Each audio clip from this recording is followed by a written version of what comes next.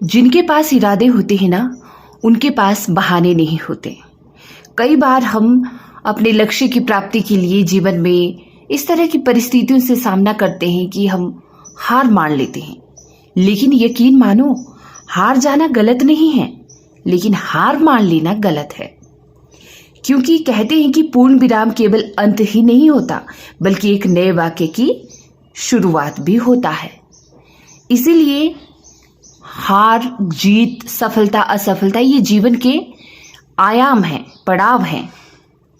इनको पार करते हुए हमें हमेशा आगे बढ़ते रहना है, चलते रहना है। तो इन्हीं कुछ पॉजिटिव पंक्तियों के साथ आज की इस सीरीज की शुरुआत करते हैं। भाषा विज्ञान के तहत हमने ये सीरीज चला रखी है और आज इस सीरीज का अंतिम भाग है। और यकीन मानो, ये जितने भी प्रश्न हमने भाषा विज्ञान से संबंधित डिस्कस किए, ये बहुत ही उपयोगी प्रश्न है। अगर आप इन सब को अच्छे से समझ गए हैं या इन सब को आपने नोट्स बना के रख रखा है, तो इससे बाहर कुछ भी आपको पढ़ने की फिर जरूरत नहीं होगी। ठीक, तो चलिए प्रश्न 240 देखते हैं कि छत्तीसगढ़ी बोली हिंदी के किस उपभाषा वर्ग के अंतर्गत आती है? पश्चिमी हिंदी, पूर्वी हिंदी, बिहारी हिंदी या पहाड़ी हिंदी? तो छत्तीसगढ़ी बोली की बात करें तो यह पूर्वी हिंदी के अंतर्गत आती है। ठीक, और पूर्वी हिंदी की अन्य बोलियां हैं अवधी और बघेली। नेक्स्ट है, ताले की पानी पताले गए, बेटी पुर इनी गई कुम्हलाई हो, गंगा जमुना बिच रेती पर तू है, कैसे के रचई बिहाई रे। उक्त गीत किस बोली का है? गीत की यह पंक्ति है, बताना है किस बोली में यह लिखी गई है, अवधी, ब्रज, भोजपुरी या कन्नौजी। तो यह पंक्ति लिखी गई है अवधी बोली में। ठीक है, अवधी हमारी पूर्वी हिंदी के अंतर्गत आती है, तो आपने याद रखना है। हिंदी का पाणिनि किसको कहा जाता है? कामता प्रसाद गुरु, रामचंद्र वर्मा, भोलानाथ तिवारी या किशोरी दास बाजपेयी?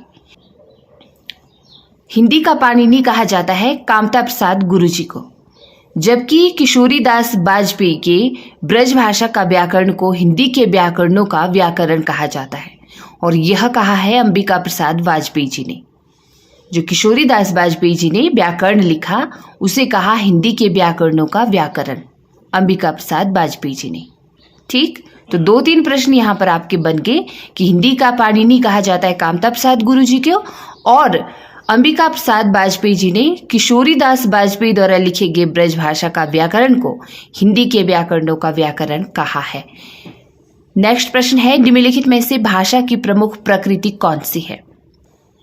तो जटिलता से सरलता की ओर ही भाषा की प्रमुख प्रकृति या लक्षण रहा है, क्योंकि भाषा सदैव कठिनता से सरलता की ओर, या यूं कहें कि स्थूलता से सूक्ष्मता की ओर ही प्रवाहित होती है।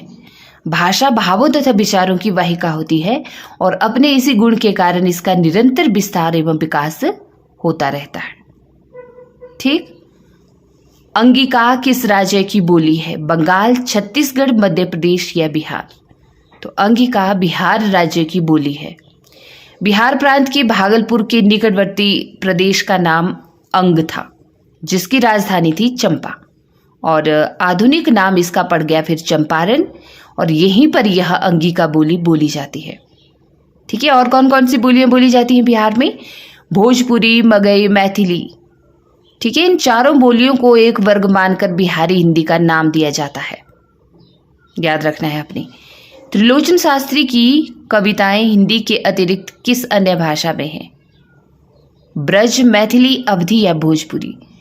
तो त्रिलोचन शास्त्री की अगर हम बात करें तो उन्होंने मैथिली भाषा में ज़्यादा कविताएं लिखी हैं, उपभाषा में। ठीक है, आइए इसकी व्याख्या देखते हैं आगे। त्रिलोचन शास्त्री, ठीक है, त्रिलोचन शास्त्री का रियल नाम था वासुदेव सिंह, और ये हिंदी साहित्य के प्रगतिशील काव्य आंदोलन के प्रमुख कवि हैं त्रिलोचन शास्त्री। इनकी प्रमुख कृतियां हैं धरती, दिंगत, ताप के ताए हुए दिन और अमोला। तो इन्होंने हिंदी में तो लिखी हैं कविताएं, इसके अलावा इन्होंने मैथिली में भी बहुत कविताएं लिखी हैं। किस विद्वान ने देवनागरी लिपि के स्थान पर रोमन लिपि स्वीकार करने का सुझाव दिया था? महात्मा गांधी, काका कालेलकर, सुनीति कुमार चटर्जी या विनोबा भावे? तो देखिए जी, सुनीति कुमार चटर्जी जी ने देवनागरी लिपि के स्थान पर रोमन लिपि स्वीकार करने का सुझाव भी दिया था। रोमन लिपि किस में लिखी जाती है? वर्णनात्मक ढांचे में, ठीक है। और इसी वर्णनात्मक ढांचे के कारण संसार की सर्वोत्तम लिपियों में एक समझी जाती है रोमन लिपि। अंग्रेजी रोमन लिपि में ही लिखी जाती है ना, और हमारी हिंदी देवनागरी लिपि में। उकार बहुला बोली मानी जाती है कौन सी? अवधी, भोजपुरी, बघेली या छत्तीसगढ़ी? तो छत्तीसगढ़ी उकार बहुला बोली है। आप जो भी छत्तीसगढ़ से बिलोंग करते हो या वहाँ के लोगों को आपने कहते हुए सुन लेना, ठीक है, पता चल जाएगा आपको। जबकि जो इनमें से यहाँ पर विकल्प दिए गए हैं, अवधी और बघेली, यह उदासीन आकार बहुला बोली है। भोजपुरी इकार बहुला है और छत्तीसगढ़ी उकार बहुला है। पाली भाषा की समय सीमा बतानी है, यहाँ पे क्या मानी जाती है? तो 500 ईस्वी से प्रथम शताब्दी ईस्वी तक विकल्प बी जो यहाँ पर दिया गया है, पाली भाषा की समय सीमा मानी जाती है, ठीक है। भारतीय जो आपका कालखंड है भाषा का, आर्य भाषा कालखंड, उसको 3 वर्गों में बांटा गया है और आप अच्छे से ही समझते हैं इन वर्गों को कि कौन कौन सी भाषाएं रखी गई हैं, बोलियां रखी गई हैं। निम्नांकित में से कौन सी विशेषता देवनागरी में नहीं है? तो इसमें देखिए, देवनागरी में जैसा उच्चारण होता है वैसे ही लिखा जाता है, बिल्कुल सही है। इसमें एक ध्वनि के लिए एक ही प्रतीक है, बिल्कुल सही। इसमें शिरोरेखा का प्रयोग महत्वपूर्ण है, बिल्कुल सही। विकास की दृष्टि से यह लिपि ब्राह्मी एवं खरोष्टी के समकालीन है, तो यह गलत है, विकल्प डी, ठीक, ये नहीं होगा यहाँ पर। क्यों? क्योंकि देखिए, विश्व की सभी भाषाओं की अपनी लिपियां होती हैं और जिस लिपि में यह लिखी जाती है उसे देवनागरी लिपि कहा जाता है। हिंदी की यहाँ पे बात हो रही है, ठीक। प्राचीन भारत में 2 ही लिपियां हमें देखने को मिलती है, ब्राह्मी और खरोष्टी। ब्राह्मी लिपि से देवनागरी लिपि विकसित हुई है, तो इसके समकालीन तो नहीं होंगी फिर ये, है ना। नेक्स्ट प्रश्न है हमारा, ओ और औ किस प्रकार के वर्ण है? तालव्य, मूर्धन्य, दंतोष्ठ्य या कंठोष्ठ्य? तो ओ और औ कंठोष्ठ्य वर्ण है। कंठ से निकलता है इनका उच्चारण, जब भी हम करते हैं ध्वनि कंठ से ही निकलती है।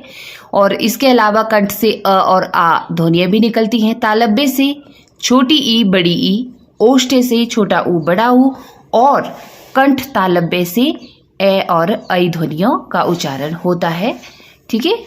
हिंदी भाषा की उत्पत्ति हुई है वैदिक संस्कृत से, लौकिक संस्कृत, शौरसेनी अपभ्रंश, प्राकृत। तो हिंदी भाषा की उत्पत्ति हुई है शौरसेनी अपभ्रंश से।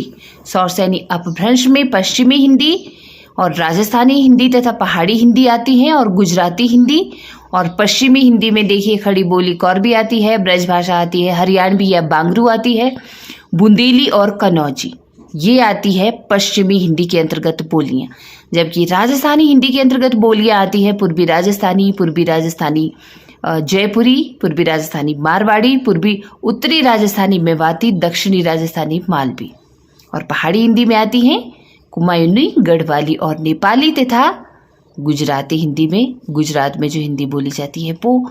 तो इसलिए आपने शौरसेनी अपभ्रंश के अंतर्गत कौन सी उपभाषाएं हैं, कौन सी बोलियां हैं, इस तरह की डायग्राम बनाकर आप अपने पास रख सकते हैं नोट्स के तौर पर।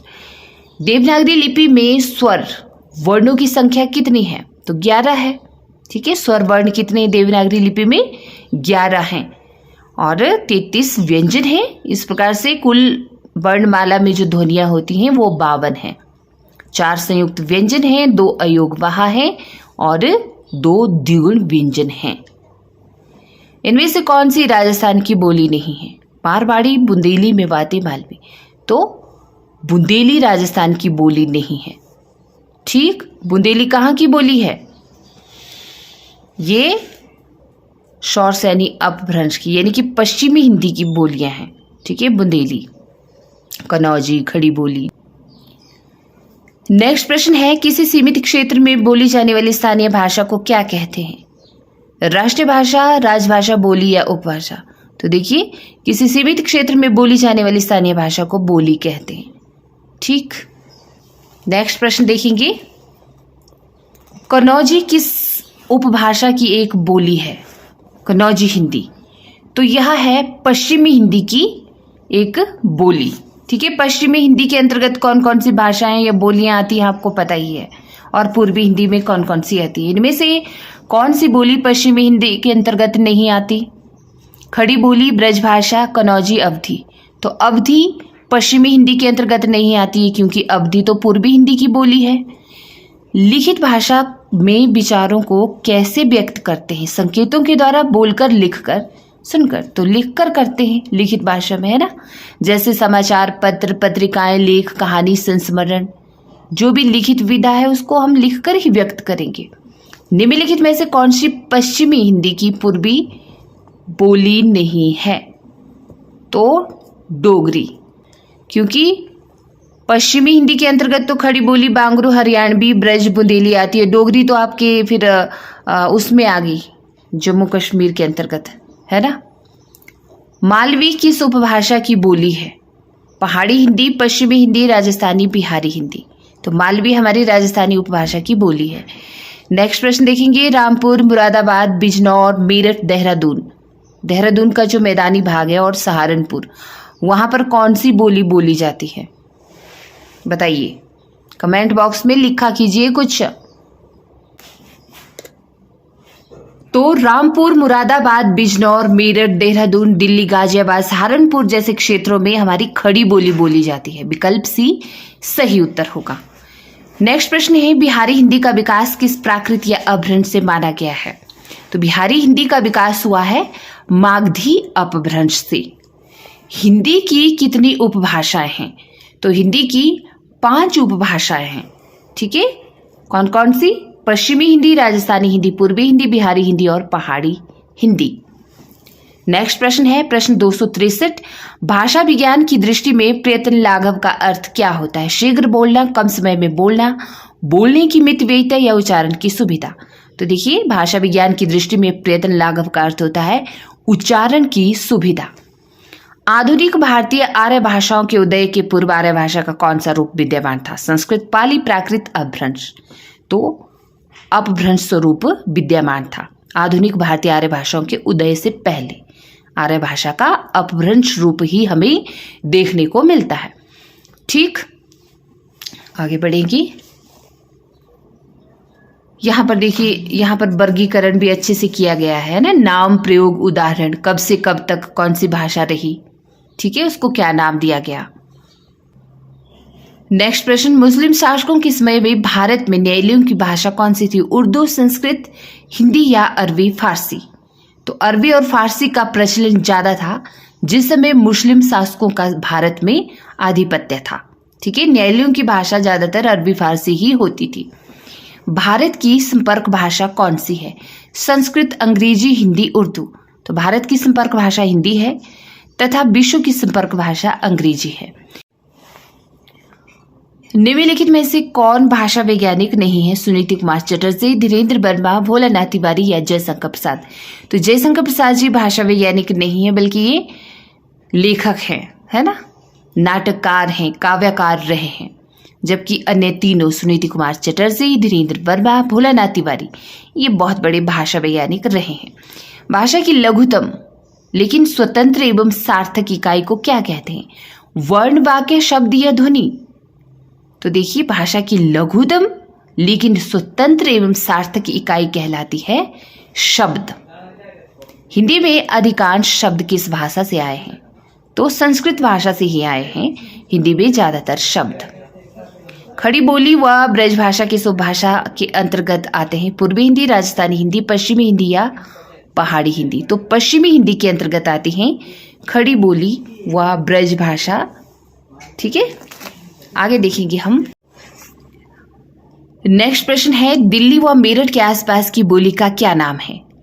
तो दिल्ली व मेरठ के आसपास तो खड़ी बोली बोली जाती है ना। ज्ञान विज्ञान के तत्वों को व्यक्त करने वाली विशेष शब्दावली को क्या कहते हैं? तो विशेष शब्दावली को हम पारिभाषिक शब्दावली ही कहेंगे। ठीक, जिसमें हमें ज्ञान विज्ञान के कुछ ऐसे शब्द मिलेंगे या जो शब्द कार्यालय में लाइक आयकर विभाग में प्रचलित हैं, प्रयोग में लाए जाते हैं, संसद में प्रयोग में लाए जाते हैं, राज्यपाल से संबंधित, मतलब इस तरह की जो शब्द होते हैं, विशेष शब्दावली जो होती है उसे पारिभाषिक शब्दावली ही कहते हैं। ठीक है। पारिभाषिक शब्दावली किसके लिए है? छात्रों के लिए, जनसाधारण के लिए, ज्ञान की किसी एक शाखा के जिज्ञासु के लिए, या बहुसंख्यक व्यक्तियों के लिए? तो पारिभाषिक शब्दावली ज्ञान की किसी एक शाखा के जिज्ञासु व्यक्तियों के लिए ही होती है हमेशा, तो याद रखना है। जैसे देखिए ना, विज्ञान के क्षेत्रों में विज्ञान, गणित, अर्थशास्त्र, भूगोल, चिकित्सा, वाणिज्य, विधि, दर्शन, प्रशासन आदि ये सभी तरह के क्षेत्र शामिल रहते हैं। ठीक है, तो इनमें इस तरह की शब्दावली प्रयोग में लाई जाती है। पारिभाषिक शब्दावली का निर्धारण कौन करता है आखिर? भाषा वैज्ञानिक, राष्ट्रपति, कवि और साहित्यकार, या समाज? तो भाषा वैज्ञानिक ही पारिभाषिक शब्दावली का निर्धारण करता है। वैज्ञानिक शैली का तात्पर्य किस शैली से है? अलंकारिक शैली, वस्तुनिष्ठ शैली, स्मार्ट शैली, या लाक्षणिक शैली? तो एक वस्तुनिष्ठ शैली ही वैज्ञानिक शैली के अंतर्गत आती है। ठीक है, तो इसका तात्पर्य है, अर्थात वैज्ञानिक शैली का तात्पर्य है वस्तुनिष्ठ शैली। निम्नलिखित में जो कथन उचित नहीं है ना, उसे छांटना है। ठीक, एक भाषा में प्रकट किए गए भावों और विचारों को दूसरी भाषा में प्रकट करना अनुवाद कहलाता है। ये तो बिल्कुल सही है। अनुवादक के लिए केवल किसी एक भाषा का ज्ञान पर्याप्त है, ये गलत है। क्यों भाई? हमें बहुभाषा का ज्ञान होना चाहिए, किसी एक ही भाषा का क्यों? वैसे भी जो अनुवादक होता है, अनुवाद करता होता है, जरूरी नहीं है कि उसे एक ही भाषा का ज्ञान हो, वो पर्याप्त ही हो। हमें अन्य भाषाओं का भी ज्ञान होना चाहिए। तो मुझे यहाँ पे बी ही गलत है, यहाँ पर नजर आ रहा है। देखिए, आप खुद ही पढ़ लीजिए आगे की जो यहाँ पर पंक्तियां हैं। जैसे जिस भाषा से अनुवाद किया जाता है उसे स्रोत भाषा कहते हैं, और जिस भाषा में अनुवाद किया जाए उसे लक्ष्य भाषा कहते हैं। बिल्कुल सही है। अनुवाद शब्द अंग्रेजी के ट्रांसलेशन का पर्याय है, यह भी बिल्कुल सही है। तो विकल्प बी ही यहाँ पर गलत होगा। ठीक है, कि अनुवादक के लिए केवल किसी एक ही भाषा का ज्ञान पर्याप्त है, तो यही पे रॉन्ग है। यहाँ पे इनमें से कौन सा गुण अथवा दोष समालोचक में नहीं होना चाहिए? आलोच्य विषय का एक सम्यक ज्ञान, निष्पक्षता, सहृदयता, ईर्ष्या की भावना। तो ईर्ष्या की भावना तो नहीं होनी चाहिए भाई किसी भी समालोचक में। जब भी आप किसी की आलोचना करते हैं तो उसको आप उसकी कृतियों के आधार पर कीजिए, उसकी शैली के आधार पर कीजिए, रचना शैली के आधार पर, नामकरण के आधार पर कीजिए। बट किसी से ईर्ष्या करके किसी की आलोचना करना या आलोचक बनना, that is not correct. Next प्रश्न है, आप किस कथन को असंगत मानते हैं? एक भाषा के साहित्य को विश्व के दूसरे क्षेत्रों में पहुंचाने में अनुवाद पुल का कार्य करता है। बिल्कुल सही है। अनुवाद के माध्यम से संसार का समस्त ज्ञान का साहित्य हमारे पास आ जाता है। बिल्कुल सही। अनुवाद में अनु का अर्थ है पहले लिखना, वाद का अर्थ है पुनः वाद में लिख देना, तो ये गलत है, विकल्प सी यहाँ पर। ठीक है, एक भाषा में व्यक्त भावों विचारों को दूसरी भाषा में रूपांतरित करना अनुवाद कहलाता है। बिल्कुल सही। तो अनुवाद के संबंध में भी प्रश्न बनते हैं, तो आप यहाँ पर इनको अच्छे से समझ सकते हैं। यहाँ पे विकल्प सी गलत होगा। बाल साहित्य के विषय में कौन सा कथन सही नहीं होगा? उसकी भाषा सरल और सुबोध होनी चाहिए। जी बिल्कुल होनी चाहिए। बाल साहित्य के लिए भाषा सरल और सुबोध ही होनी चाहिए, है ना।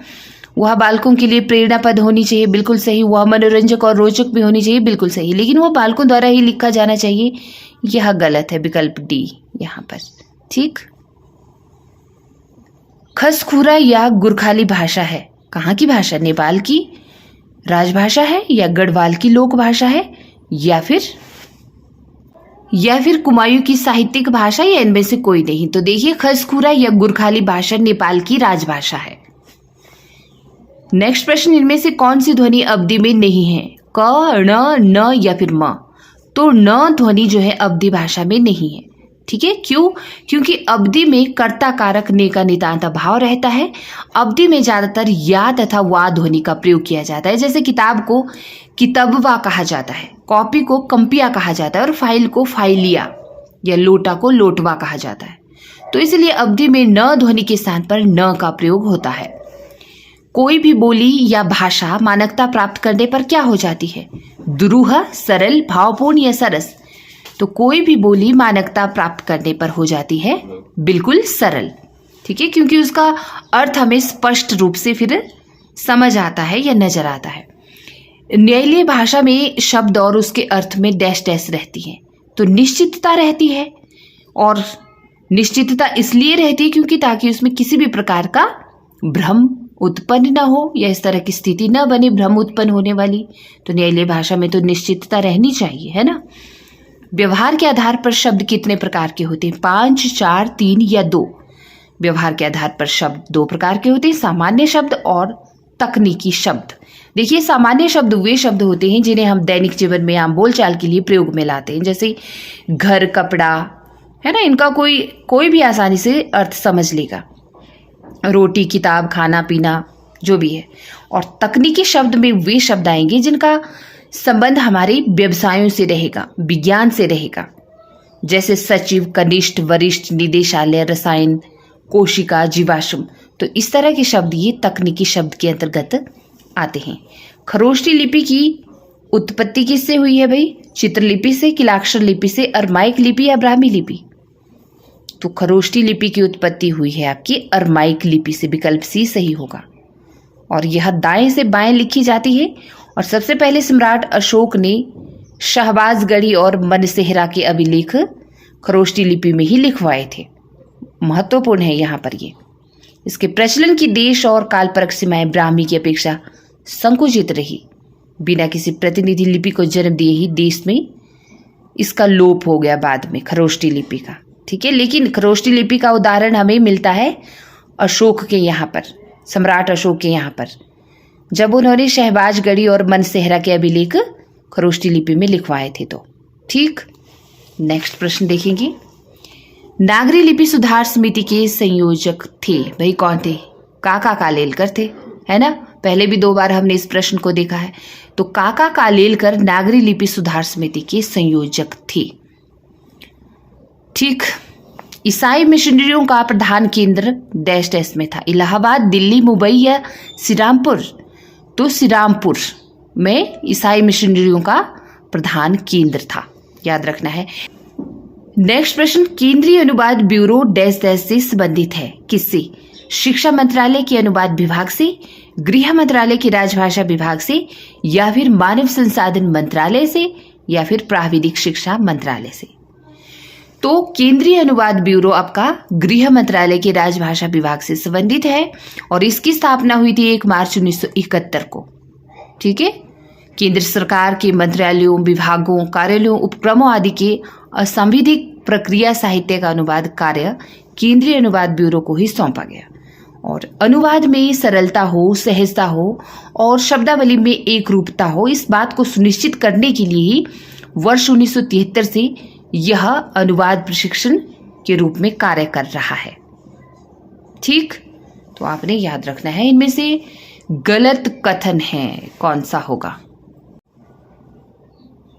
बी विकल्प यहां पर गलत होगा, क्योंकि रूप रचना की दृष्टि से बोली पूरी तरह विकसित हो यह बिल्कुल भी संभव नहीं है, जबकि विकसित तथा प्रयोग क्षेत्र की दृष्टि से बोली का स्वरूप छोटा तो होता है। इसके अलावा बोली नैंदनिक व्यवकृत होने वाली घरेलू अभिव्यक्ति का माध्यम है और विभाषा बोली का विकसित रूप है। ये बाकी सभी तथ्य सही हैं। बोली के संबंध में विकल्प बी गलत है।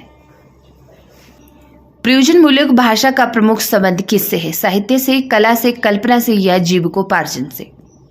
तो जीविकोपार्जन से ही प्रयोजनमूलक भाषा का प्रमुख संबंध है, राइट, जिसमें विज्ञान, तकनीकी, विधि, संसार, अन्य गतिविधियों में प्रयुक्त होने वाली हिंदी का प्रयोग होता है, उसी में हम प्रयोजनमूलक भाषा को रखते हैं। क्योंकि हिंदी केवल साहित्य की भाषा न रहे, जीवन के विविध क्षेत्रों में प्रभावी रूप से प्रयुक्त हो, इसका विकास भी इसमें सुनिश्चित किया जाता है। नेक्स्ट प्रश्न देखिए, इतिहास के प्रति भारतीय दृष्टिकोण प्राय रहा है कैसा? अध्यात्म परक, विकास परक, यथार्थ परक या अनुसंधान परक? तो इतिहास के प्रति भारतीय दृष्टिकोण हमेशा अध्यात्म परक ही रहा है। देखिए, भारतीय इतिहासकारों ने भारतीय इतिहास को धर्म से प्रेरित माना है और उल्लेखनीय है कि जो भी विदेशी आक्रमण हुए हैं वो अपने धर्म के विस्तार से संबंधित है ना। भाषा वैज्ञानिक दृष्टि से भाषा की परिभाषा है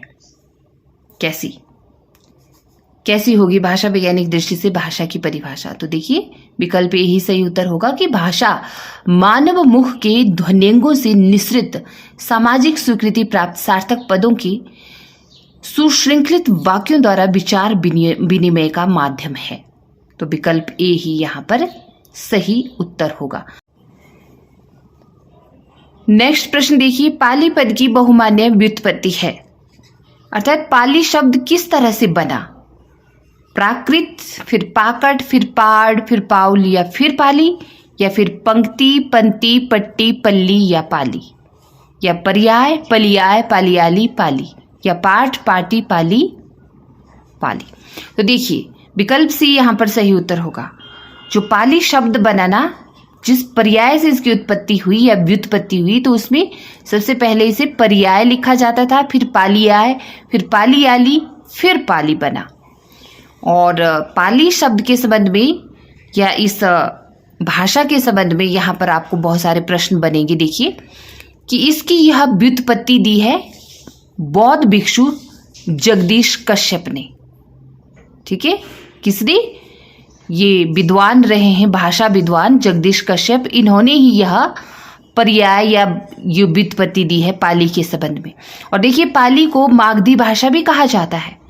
ठीक है, पाली को मागधी भाषा भी कहा जाता है और पाली बौद्धों की प्रमुख भाषा थी और इसे प्रथम प्राकृत भी कहा जाता है पाली को। तो 3-4 प्रश्न बन गए ना पाली से संबंधित। पाली भाषा के सर्वप्रधान व्याकरण कौन है? कात्यायन, पतंजलि, पाणिनि या हेमचंद्र? तो ऋषि कात्यायन को, ठीक है, या महर्षि कात्यायन जैसे भी इनको पढ़ा जाता है, कि पाली भाषा के सर्वप्रधान व्याकरण रहे हैं। पाली भाषा के 3 व्याकरण ग्रंथ हमें देखने को मिलते हैं। कात्यायन व्याकरण, कात्यायन, मोगलान व्याकरण जिसे मोगलान ने लिखा है, और सद्यनीति व्याकरण जिसे वर्मी भिक्षु अंगग वंश ने लिखा है। प्रकृति संस्कृतम तदागतम प्राकृतम, उक्ति का उचित भावार्थ बताना है, कौन सा होगा यहां पर? ठीक है, प्रकृति संस्कृतम तदागतम प्राकृतम। तो देखिए विकल्प बी, प्रकृति रूप में आधार भाषा थी, संस्कृत उससे जो विकसित हुई यह प्राकृत भाषा कहलाई। तो विकल्प बी ही इस उक्ति का उचित भावार्थ है। नेक्स्ट प्रश्न देखेंगे, अपभ्रंश भाषाओं का विकास हुआ। विकल्प है संस्कृत भाषा से, पाली भाषा से, दरद भाषा से, या फिर प्राकृत भाषाओं से। तो देखिए जी, अपभ्रंश भाषाओं का विकास प्राकृत भाषाओं से हुआ, क्योंकि जब भी हम भाषा विकास क्रम को देखते हैं तो सबसे पहले संस्कृत, फिर पाली, फिर प्राकृत, फिर अपभ्रंश, फिर अबहट और फिर हिंदी। ठीक है, तो अपभ्रंश भाषाओं का विकास हुआ है आपके प्राकृत से। ठीक है, हिंदी भाषा के सतत प्रवाह को ठीक एक जैसे रूप में विकसित न हुआ देख उसके एक विशेष युगिन को निम्नलिखित भाषाविद ने नाम दिया पुरानी हिंदी। तो पुरानी हिंदी नाम किसने दिया है? आचार्य देवेंद्र नाथ शर्मा ने, डॉक्टर बाबूराम सक्सेना ने, या चंद्रधर शर्मा गुलेरी ने, या सर जॉर्ज अब्राहम ग्रेयर्सन ने? तो विकल्प सी यहां पर सही उत्तर होगा। देखिए पुरानी हिंदी नाम चंद्रधर शर्मा गुलेरी जी ने ही दिया है ना। हिंदी भाषा के सतत प्रवाह को ठीक एक जैसे रूप में विकसित हुआ न देख उसके एक विशेष युगिन रूप को चंद्रधर शर्मा गुलेरी जी ने पुरानी हिंदी नाम दिया।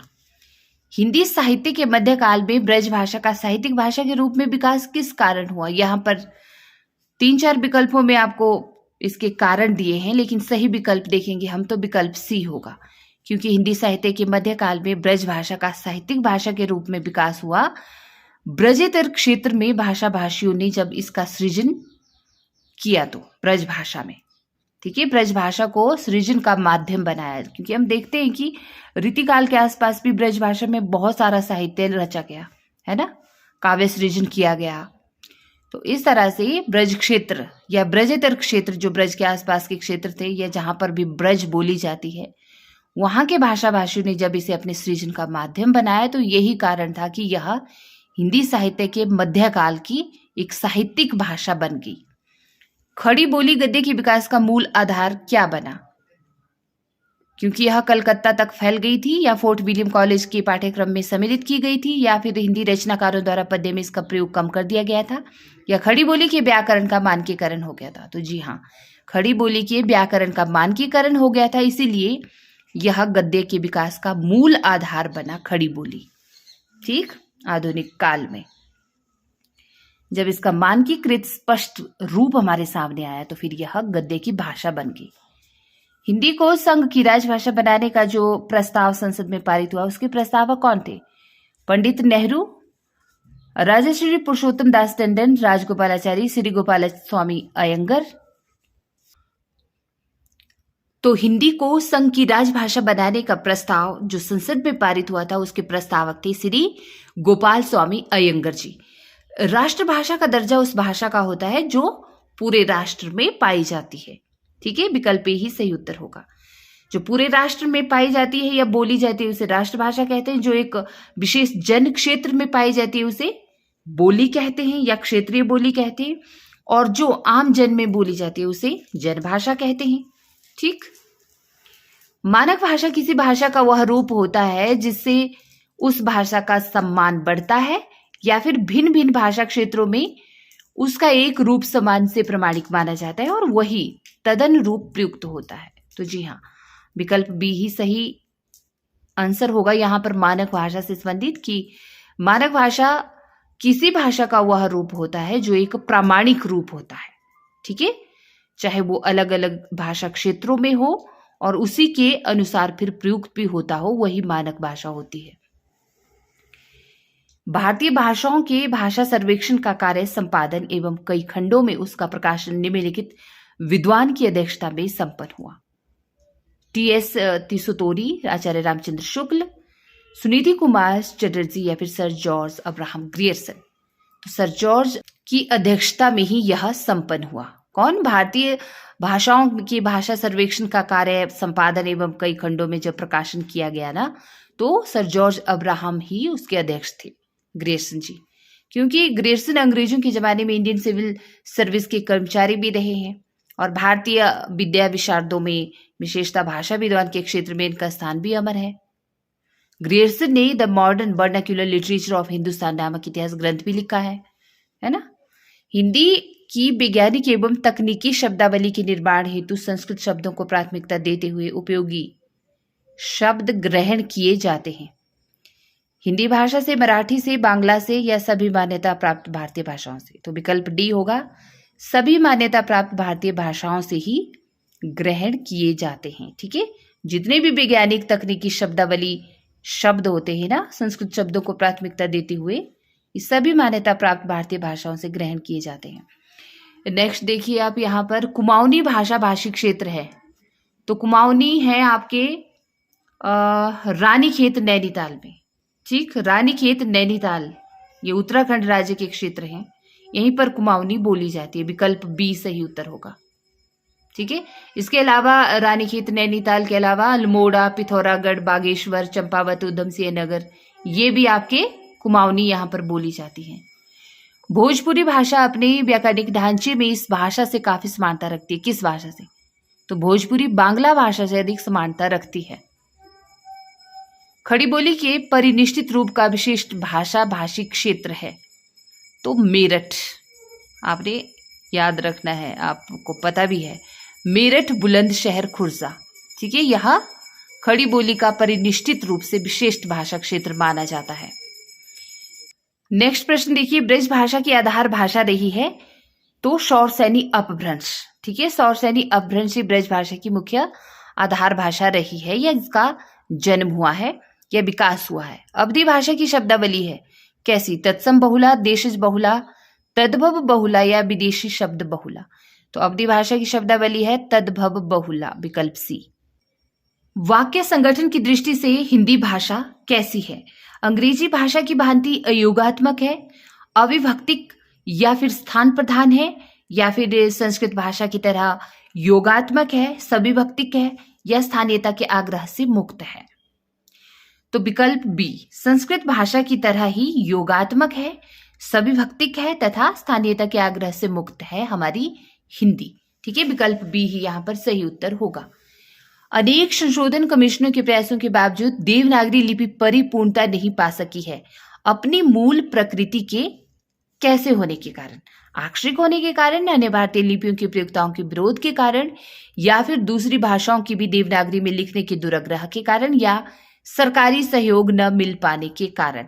तो देखिए, आक्षरिक होने के कारण ही अनेक संशोधन कमीशनों के प्रयासों के बावजूद भी देवनागरी जो है हमारी परिपूर्णता नहीं पा सकी है, क्योंकि इसकी जो प्रकृति है वो आक्षरिक है।